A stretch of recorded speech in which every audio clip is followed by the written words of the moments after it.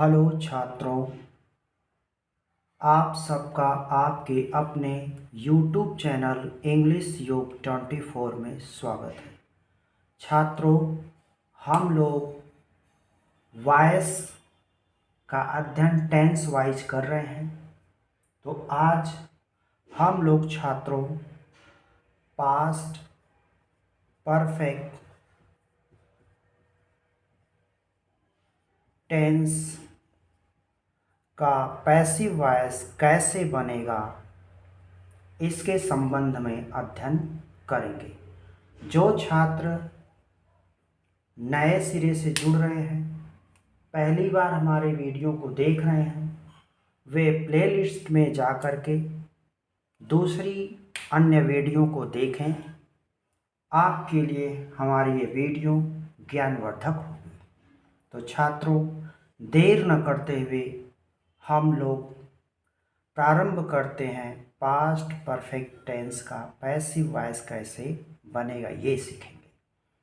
छात्रों, कुछ छात्र जो है नए जुड़े हैं, इसलिए हम सभी का ध्यान रखते हुए आसान पूर्वक से इसे बताना चाह रहा हूँ।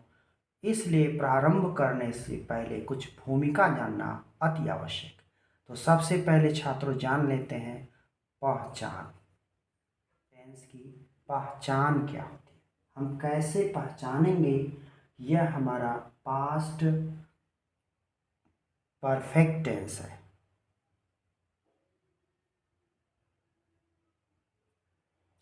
तो छात्रों, हम लोग इसे पहचानेंगे कैसे?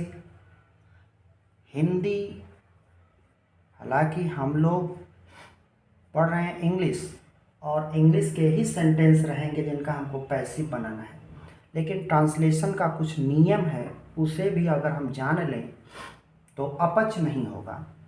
हिंदी वाक्यों के अंत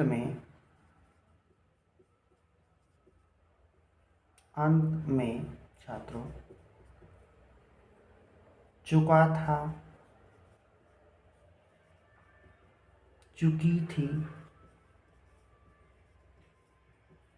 और चुके थे आदि शब्द लगे होते। पहचान हो गई। और भी हैं, लिया था, दिया था, ये सब भी, लेकिन शॉर्टकट में थोड़ा चल रहे हैं हम लोग। पहचान हो गई। अब हम जान लें सहायक क्रिया,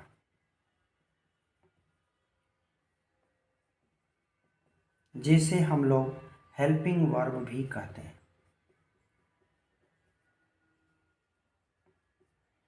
तो छात्रों, पास्ट परफेक्ट टेंस की एकमात्र सहायक क्रिया है जो है हैड। अब जान लें मुख्य क्रिया।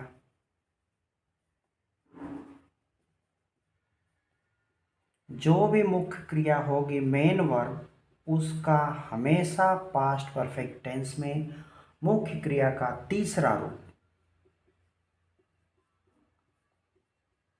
रूप का हम लोग प्रयोग करते हैं। तो छात्रों, अब जान लें हम एक्टिव वॉइस, अर्थात एक्टिव वॉइस कह लें या ट्रांसलेशन के कुछ नियम हैं, उसको थोड़ा सा समझ लें। जैसे कहा जाए श्याम किताब पढ़ चुका है, था, है नहीं छात्रों, था। श्याम किताब पढ़ चुका था, ये हमारा एक्टिव वॉइस का हिंदी का सेंटेंस है। तभी हम पकड़ेंगे कि यह हमारा वाक्य पास्ट परफेक्ट टेंस में। हम यहाँ पैसिव वॉइस पढ़ना चल रहे हैं, हमें याद है, लेकिन थोड़ी सी जानकारी के लिए हम ये कह रहे हैं। तो हमारा श्याम छात्रों सब्जेक्ट हो गया, क्योंकि एक्टिव वॉइस में सबसे पहले सब्जेक्ट लिखा जाता है, उसके बाद लिखा जाता है जो हेल्पिंग वर्ब है वह, उसके बाद छात्रों लिखा जाता है मेन वर्ब का थर्ड फॉर्म, उसके बाद ऑब्जेक्ट लिखा जाता है छात्रों, उसके बाद ईटीसी। यहाँ पर ईटीसी है नहीं, तो श्याम हमारा सब्जेक्ट हो गया। ये समझ में बात आ गई होगी। हेल्पिंग वर्ब जो हमारी हेड होती है अर्थात चुका था के लिए लगाएंगे हम। मेन वर्ब पढ़ना, किताब हमारी जो है पढ़ना, किताब नहीं पढ़ना हमारी मेन वर्ब, और ये जो किताब है ये हमारा ऑब्जेक्ट हो गया। तो आप देख लिए कि एक्टिव वॉइस का फार्मूला ये है। हमको ट्रांसलेशन जब करना होगा तो हम इसी क्रम में रखेंगे, नंबर 1, नंबर 2, नंबर 3, नंबर 4 और नंबर 5। तो अब हम इसका ट्रांसलेशन समझ लें। तो 1 पे श्याम लिखेंगे, श्याम। उसके बाद 2 पे कह रहा है हैड लिखिए, हैड। 3 पे कह रहा है मेन वर्ब पढ़ना, तो रीड का थर्ड फॉर्म रीड ही लिखते हैं लेकिन पढ़ते हैं रेड है। श्याम हैड रेड, ऑब्जेक्ट क्या, book. Shyam had read book. यहाँ हम ए भी लगा सकते हैं और द भी लगा सकते हैं, नहीं भी लगा सकते हैं। Shyam had read a book या द बुक, फुल स्टॉप। अब छात्रों ये तो हमें समझ में आ गया वॉइस के नियम को एक बार पुनः लिख लेते हैं। सब्जेक्ट प्लस हेल्पिंग वर्ब मतलब हैड प्लस मेन वर्ब की थर्ड फॉर्म प्लस ऑब्जेक्ट, उसके बाद ETC। उदाहरण देखें हम लोग छात्रों, लिखा गया था श्याम। दूसरे उदाहरण से समझ लें हम लोग। Shyam had written a letter. यह हमारा एक्टिव वॉइस का स्ट्रक्चर है और ये हमारा एक्टिव वॉइस का एक्टिव वॉइस, समझिए इसको, सेंटेंस है। एक्टिव वॉइस का सेंटेंस है। अब इसका हमको पैसिव बनाना है, तो पैसिव वॉइस में चेंज करना है। तो पैसिव वॉइस का फार्मूला लिख लें। सबसे पहले आएगा ऑब्जेक्ट, उसके बाद आएगा सहायक क्रिया हैड, उसके बाद अगर NOT है तो लगाएंगे, नहीं है तो नहीं लगाएंगे। यहाँ पर छात्रों अगर NOT है तो लगाएंगे, अदरवाइज नहीं लगाएंगे।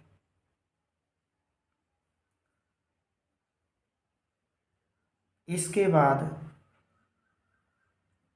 हम लोग लिखेंगे बिन, इसके बाद हम लोग लिखेंगे मेन वर्ब की थर्ड फॉर्म, इसके बाद लिखेंगे ETC और लास्ट में बाई, और इसके बाद हम लोग क्या करेंगे, लिखेंगे सब्जेक्ट का ऑब्जेक्टिव केस। तो अब ये जो पैसिव वॉइस है, एक्टिव वॉइस है, Shyam had written a letter, अब इसका हम लोग पैसिव वॉइस बनाएंगे। तो यहीं पे पहले समझ लें कौन क्या है। ये हमारा सब्जेक्ट हो गया, ये हमारी हेल्पिंग वर्ब हो गई, ये हमारी मेन वर्ब हो गई, और ये हमारा ऑब्जेक्ट हो गया। तो छात्रों क्या कह रहा है इसमें, सबसे पहले हमको ऑब्जेक्ट को लाना है, तो नंबर 1 पर ये लाना है। तो हम नंबर 1 पर यहाँ से ला रहे हैं कौन, ऑब्जेक्ट ए लेटर। और कह रहा है कि नंबर 2 पे हैड आना चाहिए। हैड देखिए 1 2 3 4 5 6, उसके बाद 7, इसी क्रम में हमको लिखना है। तो 1 पे हमने ऑब्जेक्ट को लिखा ए लेटर, 2 पे सहायक क्रिया अपनी हैड आ गई, अगर नॉट है इसमें तो लगाएंगे, नहीं तो नहीं लगाएंगे। उसके बाद आ गया बिन, ए लेटर हैड बिन। तीसरे नंबर के बाद चौथे नंबर पे आ रही मेन वर्ब, तो मेन वर्ब क्या है, रिटर्न, तो रिटर्न का रिटर्न हो जाएगा। तो a letter had be written, एटीसी है नहीं तो बाई आ जाएगा आखिरी में। बाई, बाई के बाद subject objective case, Shyam noun है इसलिए श्याम का श्याम ही रहेगा। ये पैसिव वॉइस आपका बन गया। देखें ये सब्जेक्ट आपका आ गया, सब्जेक्ट यहाँ से चलकर ऑब्जेक्ट के यहाँ आ गया, ऑब्जेक्ट यहाँ से चल के सब्जेक्ट के यहाँ आ गया, जो यह पे लिखा गया। एक दूसरे उदाहरण से हम लोग समझते हैं, एक दूसरा उदाहरण लिखते हैं एक्टिव वॉइस में। he had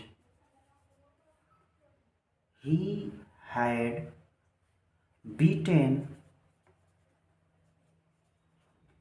me, he had beaten me। देखें ये भी प्रोनाउन है, ये भी प्रोनाउन है, ये एक्टिव वॉइस का वाक्य। यहाँ पे आपको सब्जेक्ट ऑब्जेक्ट सब क्लियर हो जाएगा। अब इसका हम लोग पैसिव बनाते हैं। पैसिव तो कह रहा है कि ऑब्जेक्ट ये जो है हो गया हमारा, ये हो गया हमारा सब्जेक्ट, ये हो गया हेल्पिंग वर्ब, ये हो गया हमारी मेन वर्ब, ये हो गया ऑब्जेक्ट। तो ऑब्जेक्ट को सबसे पहले लाना है, और जब हम ऑब्जेक्ट को इधर लाएंगे तो कह रहा है कि ऑब्जेक्ट जब इधर आएगा तो सब्जेक्ट का रूप धारण करेगा। किसका रूप धारण करेगा? सब्जेक्ट का, क्योंकि वाक्य के प्रारंभ में हम लिख रहे हैं। तो मी का सब्जेक्टिव केस आई, क्या होगा छात्रों? मी का सब्जेक्टिव केस आई। अब उसके बाद नंबर 1 पर ऑब्जेक्ट आ गया, फिर कह रहा है हैड, तो हैड लिख लें। जो ये फार्मूला एकदम यहीं पे चल रहा है, फार्मूले पर चलिए। आई हैड हो गया, नॉट नहीं है तो नहीं लिखेंगे, बिन है तो बिन लिख लें। इसके बाद बिन, आई हैड बिन वर्ब की थर्ड फॉर्म, फोर्थ नंबर पे, 1 2 3 4 पे फोर्थ नंबर बीटेन। तो I had been beaten by का बाई लिख लें, ईटीसी है नहीं। अब ही यहाँ से यहाँ पर आ रहा है, यह सब्जेक्ट था, अब यहाँ पे आएगा तो क्या होगा? ऑब्जेक्ट। तो ही का ऑब्जेक्टिव केस हिम। तो I had been beaten by him. आपको बेहतर ढंग से समझ में आ गया होगा। एक वाक्य और हम लोग यहाँ समझ लें नेगेटिव का, एक्टिव वॉइस। एक्टिव वॉइस में एक वाक्य लिखा जाए नेगेटिव का। द पुलिस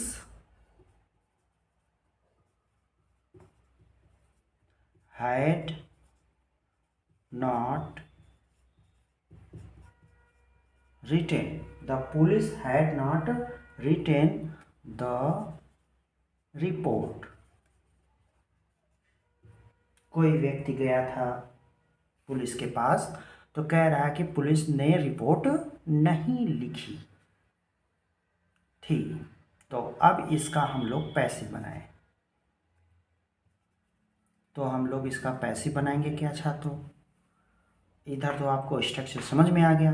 तो अब हमारा ऑब्जेक्ट कौन हो गया? रिपोर्ट। तो रिपोर्ट लिख लें, द रिपोर्ट हैड अपने जगह पे आएगा क्योंकि ये हेल्पिंग वर्ब है, हेल्पिंग वर्ब। उसके बाद नॉट है इसमें तो नॉट ले लें।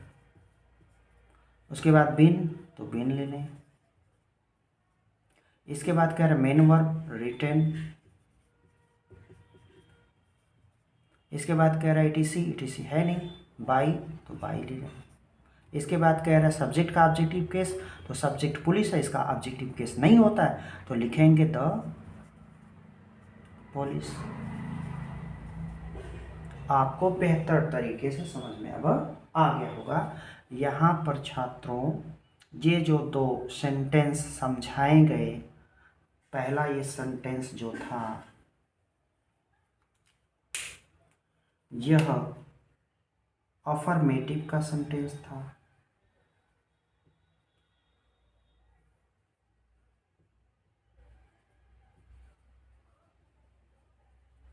ये अफर्मेटिव सेंटेंस का सेंटेंस था और स्ट्रक्चर ये जो बना अफर्मेटिव प्लस नेगेटिव का, ये जो स्ट्रक्चर है आपका अफर्मेटिव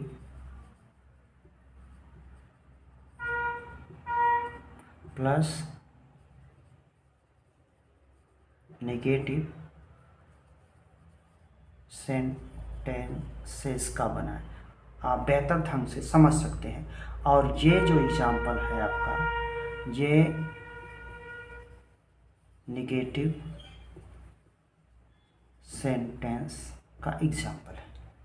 तो दो आप लोग समझ लिए। अब एक एग्जाम्पल और लिखा जा रहा है नेगेटिव का, जिससे आप पूर्णतः क्लियर हो जाए। अब नेगेटिव और अफर्मेटिव का एक एक उदाहरण और देख लीजिए आप लोग, जिससे पूर्णतः आप के अंदर जो कंफ्यूजन एक्टिव में your mother had cooked food, यह हमारा किसमें है,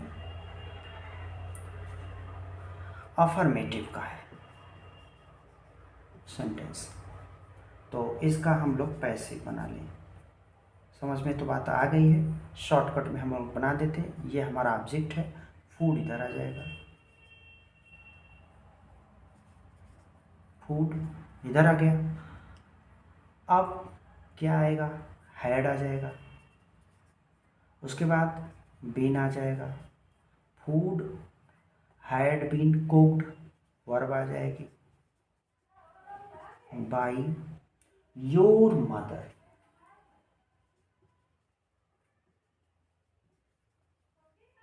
मदर। ये उदाहरण हो गया आपका अफर्मेटिव सेंटेंस का।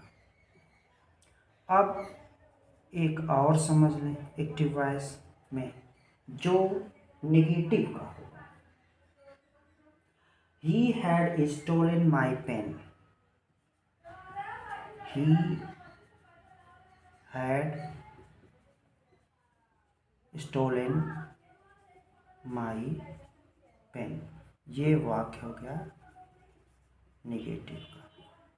तो पैसिव बना लें इसका, तो क्या बनेगा, माई पेन।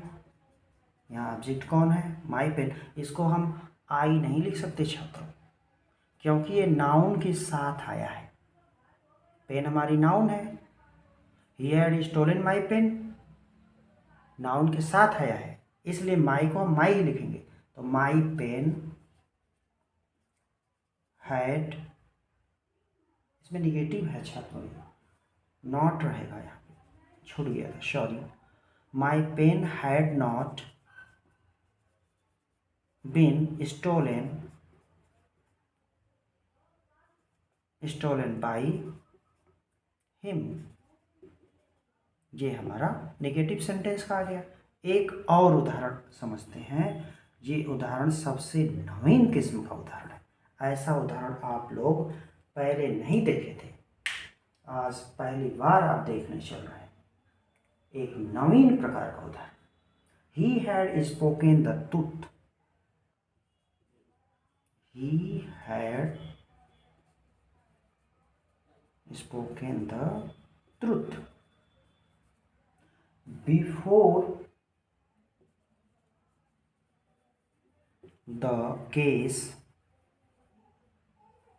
ended। इस तरह का उम्मीद है हमें आप पहली बार पैसे बनाना जान रहे हैं, सीखने जा रहे हैं। तो अब इसका हम लोग पैसे वॉइस बनाएंगे। तो छात्रों, यहाँ से यहाँ बिफोर से लेकर यहाँ तक जैसे को तैसा रखना, एज इट, इसमें कोई परिवर्तन नहीं करना। बिफोर के बाद से एंड तक जितना भी बिफोर के बाद जितनी भी वर्ड आएंगे उसमें पैसिव वॉइस में हम कुछ नहीं चेंज करेंगे, जैसे कि तैसे रखेंगे। चेंज हमको यहाँ से यहाँ करना। ये हमारा सब्जेक्ट हो गया, ये हमारा ऑब्जेक्ट हो गया, ये हमारी मेन वर्ब हो गई, ये हो गया helping verb.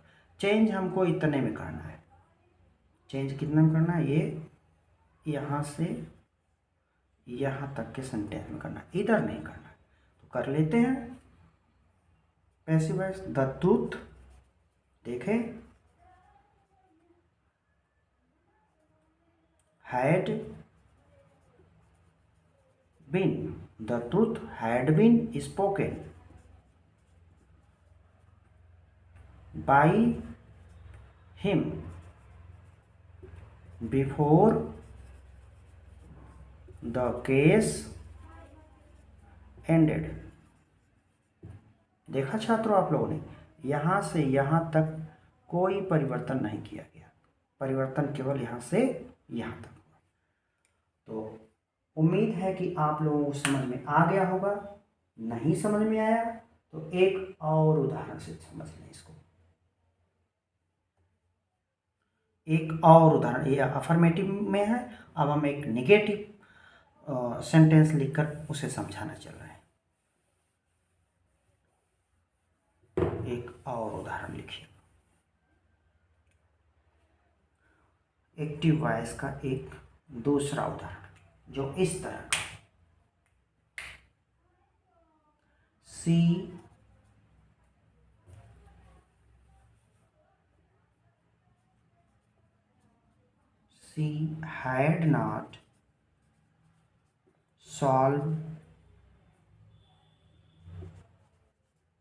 she had not solved the problem before the teacher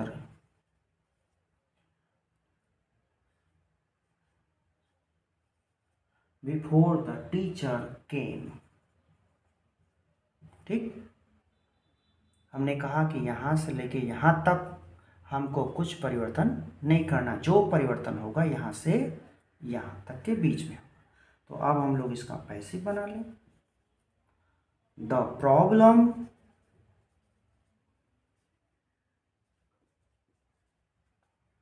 had not been solved by, सी का objective case her, the problem had not been solved by her before the teacher came। ठीक छात्रों, आपको समझ में आ गया होगा बेहतर ढंग से। अब हम लोग चलते हैं इंट्रोगेटिव सेंटेंस को समझते हैं कि अगर हमारा वाक्य इंट्रोगेटिव का हो, प्रश्नवाचक हो, तो कैसे समझेंगे।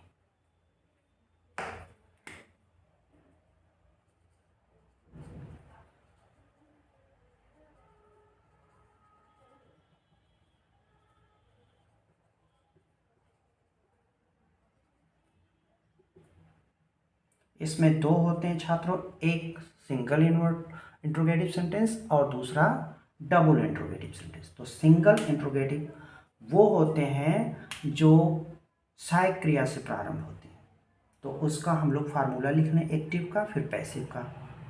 तो एक एक्टिव वॉइस का हम लोग फार्मूला लिखते हैं, हैड प्लस सब्जेक्ट, कोष्टक में NOT लिख लें, अगर है तो नहीं तो नहीं, प्लस मेन वर्ब की third form plus object plus ETC question word.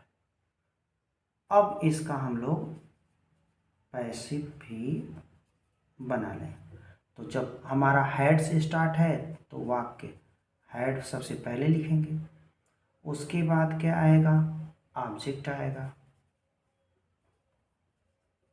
उसके बाद NOT अगर है तो लिखेंगे, नहीं है तो नहीं लिखेंगे।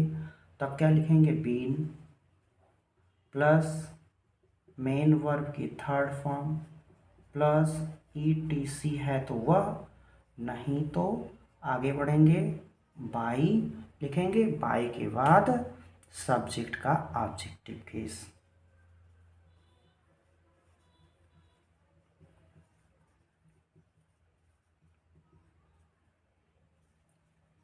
अब इसे एक उदाहरण से समझ लें, लास्ट में क्वेश्चन मार्क।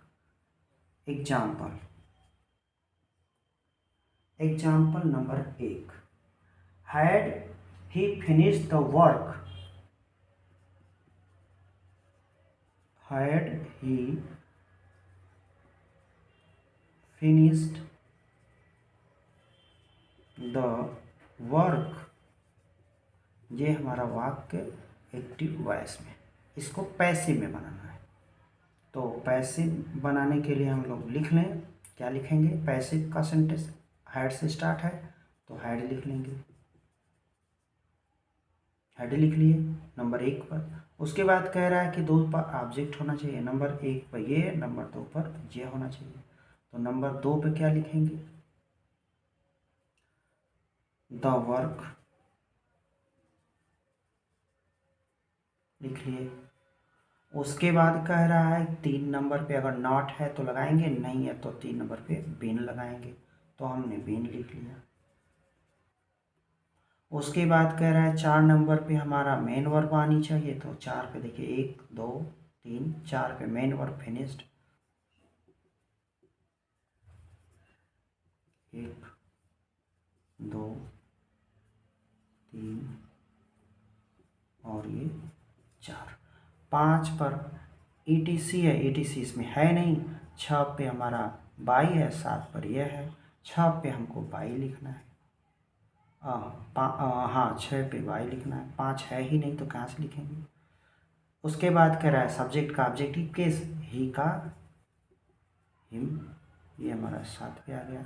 इसके बाद क्वेश्चन वर्ड। एक और उदाहरण से इसे समझते हैं। एक्टिव वॉइस का सेंटेंस है, had they bought a pen, had they bought a pen, ये हमारा एक्टिव वॉइस का वाक्य है। तो देखिए एक्टिव वॉइस में सबसे पहले कह रहा है नंबर 1 पर हैड होना चाहिए, तो हैड लिखा गया है, देख लीजिए यहाँ पे। उसके बाद 2 पे सब्जेक्ट आना चाहिए, तो यहाँ पे 2 पे क्या है, हमारा सब्जेक्ट है। उसके बाद नॉट अगर है तो लिखा गया, नहीं है तो नहीं है। उसके बाद 3 पे हमारा आ रहा है मेन वर्ब, तो 3 पर हमारी मेन वर्ब की थर्ड फॉर्म। 4 पे आ रहा है हमारा ऑब्जेक्ट, तो हमारा पेन 4 पे आ रहा है ऑब्जेक्ट, ठीक। ETC है नहीं। अब हम लोग इसका पैसिव बनाएंगे। पैसिव वॉइस का फॉर्मूला ये है, अगर प्रश्नवाचक हैड 1 पर है तो हैड हम लोग लिख लें, हैड 1 पर हमने लिख लिया। उसके बाद कह रहा है 2 पे ऑब्जेक्ट आना चाहिए, तो ऑब्जेक्ट कहाँ है, ए पेन है, 2 पे हमने लिखेंगे ए पेन, ये हमारा 2 पे हो गया। उसके बाद कह रहा है 3 से पहले नॉट है तो लगाएंगे, नहीं है तो नहीं लगाएंगे, नॉट है ही नहीं तो क्यों लगाए, 3 आ जाएगा, बीन 3 पे आ गए। इसके बाद कह रहा है 4 पे चले मेन वर्ब की थर्ड फॉर्म, तो मेन वर्ब की थर्ड फॉर्म लिखेंगे बॉट, ये 4 पे आ गया। इसके बाद 5 पे ETC कह रहा है, ETC है नहीं तो हम आगे बढ़ेंगे, 6 पे लिखेंगे बाई, ये 6 हो गया। इसके बाद कह रहा है सब्जेक्ट का ऑब्जेक्टिव केस, तो सब्जेक्ट हमारा क्या है, 2 नंबर पे दे, ये सब्जेक्ट है, सब्जेक्ट का ऑब्जेक्टिव केस क्या होगा, देम, ये हो गया 7 पर। अब देख लीजिए छात्रों, इसका जो क्रम है 1 2 3 4 5 6 7 और इसका क्रम 1 2 3 4 5 6 7 एकदम मैच कर रहा है।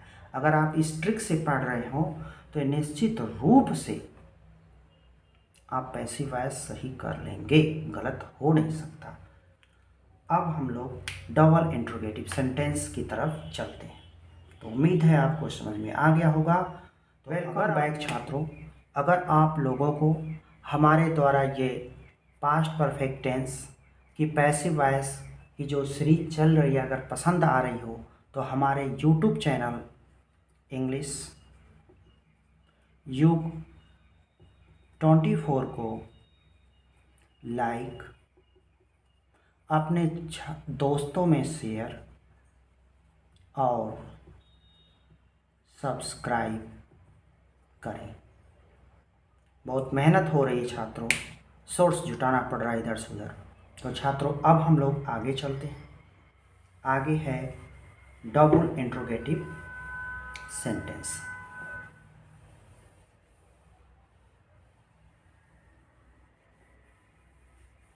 अब डबल इंट्रोगेटिव सेंटेंस को हम लोग देख लें। उसका क्या फार्मूला है?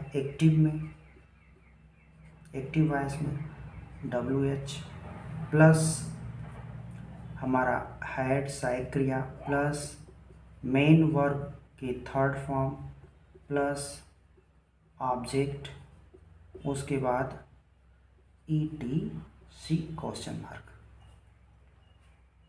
अब इसका जब हम पैसिव बनाएंगे तो क्या करेंगे छात्रों? WH को जैसे तैसा लिखेंगे प्लस हैड प्लस ऑब्जेक्ट क्या लिखेंगे? इसके बाद तुरंत ऑब्जेक्ट प्लस नॉट है तो लगाएंगे, नहीं है तो नहीं लगाएंगे। आगे बढ़ेंगे। बीन प्लस मेन वर्ब की थर्ड फॉर्म प्लस अगर ETC है तो वह, नहीं है तो फिर आगे बाई का बाई। अब यहाँ पर लिखें सब्जेक्ट का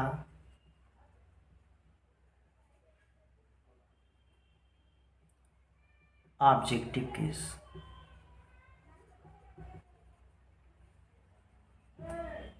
क्वेश्चन मार्क लास्ट में रहेगा। अब हम इसे एग्जाम्पल से समझ लें। एक आप एग्जाम्पल से इसे हम लोग समझ लें। पहला एग्जाम्पल है एक्टिव वॉइस में हु नहीं, वाट। हु का अभी बाद में हम लोग करेंगे। वाट हैड सी कुक्ड। WH का अभी हम अलग से अध्ययन करेंगे। तो पैसिव वॉइस क्या बनेगा छात्रों? इसका वाट को वाट रहने दें क्योंकि कह रहा है। WH वर्ड लिख लें, हु नहीं हो तो, प्लस हैड लिख लें, NOT तो है नहीं। फिर कह रहा है कि ऑब्जेक्ट क्या है? ऑब्जेक्ट इसमें खुद कुक्ड है। क्या है? खुद कुक्ड। तो कुक्ड यहाँ पर ऑब्जेक्ट वास्तव में कुछ है ही नहीं। जे हमने खुद जो कहा वो गलत कह दिया, सॉरी इसके लिए। ऑब्जेक्ट कुछ है ही नहीं। तो what had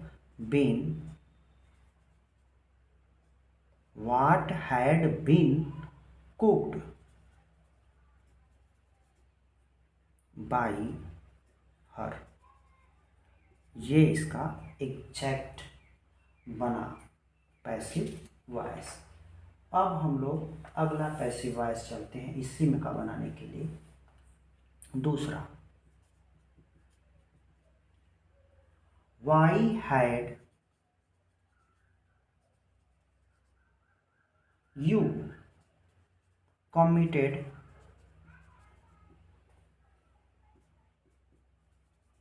why had you committed such a mistake? यह हमारा एक्टिव वॉइस का सेंटेंस है छात्रों। अब हम लोग इसका पैसिव बनाएंगे। देखें, वाई हैड, इसके बाद यू कमिटेड। ओहो, यहाँ पे सब्जेक्ट छूट गया छात्रों। मेन वर्ब से पहले यहाँ पे सब्जेक्ट होना चाहिए बीच में। छात्रों यहाँ पे थोड़ा सा मिस्टेक हो गया, यहाँ पे सब्जेक्ट होना चाहिए, वाई हैड के बाद सब्जेक्ट, तब मेन वर्ब आनी चाहिए। देखिए यू कमिटेड हमारा यहाँ पे पूरा सब्जेक्ट का काम कर रहा है। सच अ मिस्टेक हमारा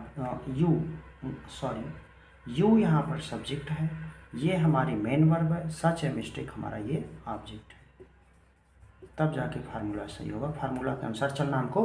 तो वाई WH आ गया, यहाँ पे हैड आ गया हेल्पिंग वर्ब, इसके बाद सब्जेक्ट हमारा ये हो गया, फिर कह रहा है main verb third form, main verb की थर्ड फॉर्म ये हो गई, उसके बाद ऑब्जेक्ट सच ए मिस्टेक हो गया, और ये WH क्वेश्चन वर्ड हो गए, ये हमारा हेल्पिंग वर्ब हो गई। अब ये फार्मूला सही है।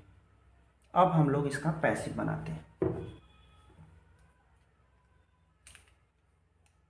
पैसिव ये फार्मूले से WH वर्ड, वाई को वाई लिख लेते हैं, फिर कह रहा हैड लिखना है, हैड लिख लें, फिर कह रहा ऑब्जेक्ट, तो ऑब्जेक्ट हमारा क्या है, सच ए मिस्टेक,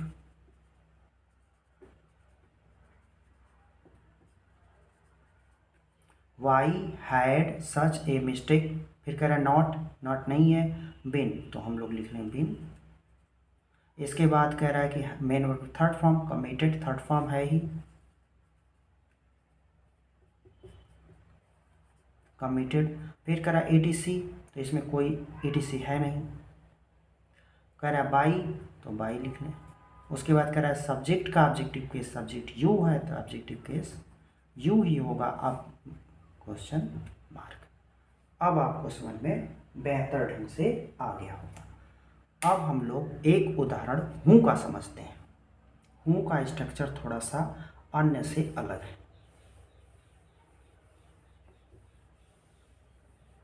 हूँ का स्ट्रक्चर अन्य से अलग है। तो एक्टिव वॉइस में हूँ का एक उदाहरण देखें। हूँ हैड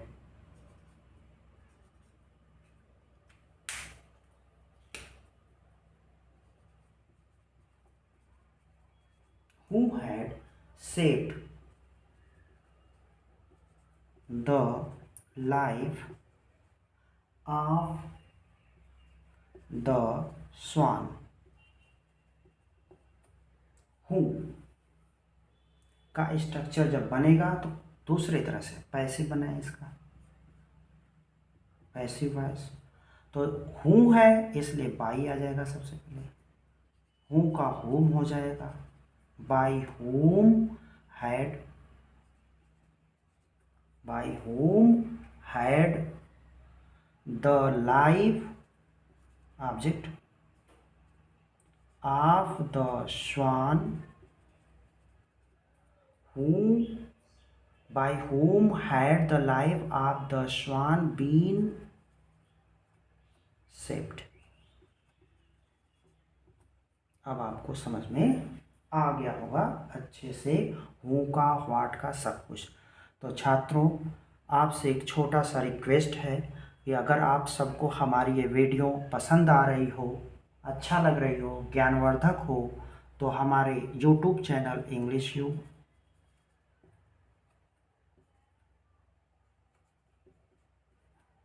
24 को लाइक, दोस्तों में अपने शेयर और सब्सक्राइब करना न भूलें। छात्रों इन्फॉर्मेशन जुटाने में काफ़ी मेहनत करने पड़ते हैं। आप लोग अगर मोटिवेट करेंगे तो और अच्छी से अच्छी वीडियो हम आपसे वादा करते हैं कि यूट्यूब पे डालेंगे, आपका ज्ञानार्जन होगा। साथ ही साथ धन्यवाद आप लोगों को।